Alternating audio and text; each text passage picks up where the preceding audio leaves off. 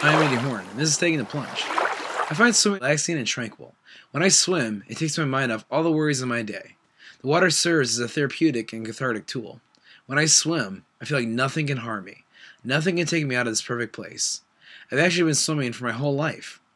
But when I was young and still doing swimming lessons, there was one part of swimming that made me nervous and made me a bit scared. That would be the diving board. I remember feeling that way when we came into the unit. I don't know why.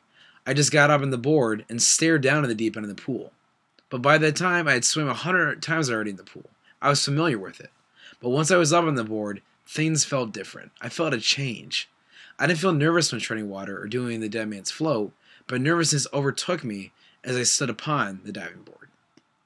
But with practice, with my instructor, and getting more confidence in myself, I finally was able to jump off the diving board. I felt fully prepared and bold when I did it.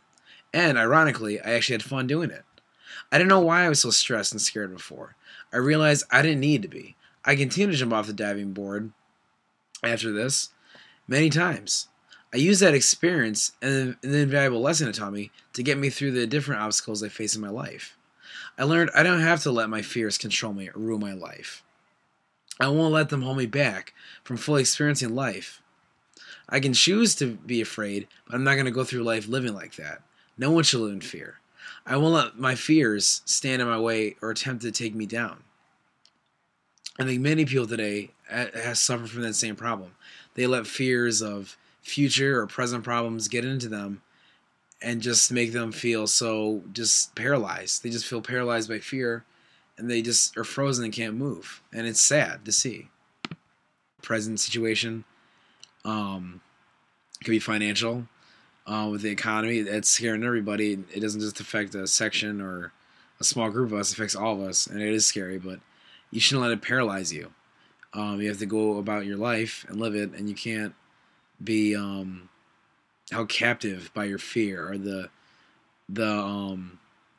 negativity life throws our way. Just the different situations and conflicts we don't see coming, but they're right there in front of us, and the crises, and we have to deal with them the best way we can, and we can't let fear overrule our lives. And there's been many temptations in my life where that could happen. Many situations, and it turns into a temptation to giving into fear, saying, "No, I'm not gonna stand up to this." But I don't let that happen, and I think more people need to do that.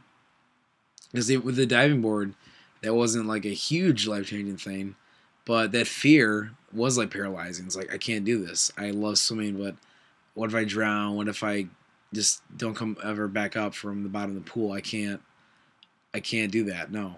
But I broke through that fear and said, no, I'm not going to give in to this, and I'm not going to let this keep me. I'm not going to let this keeping me frozen. I'm not going to stay frozen in this area and not move forward. I got to move forward, and I did that.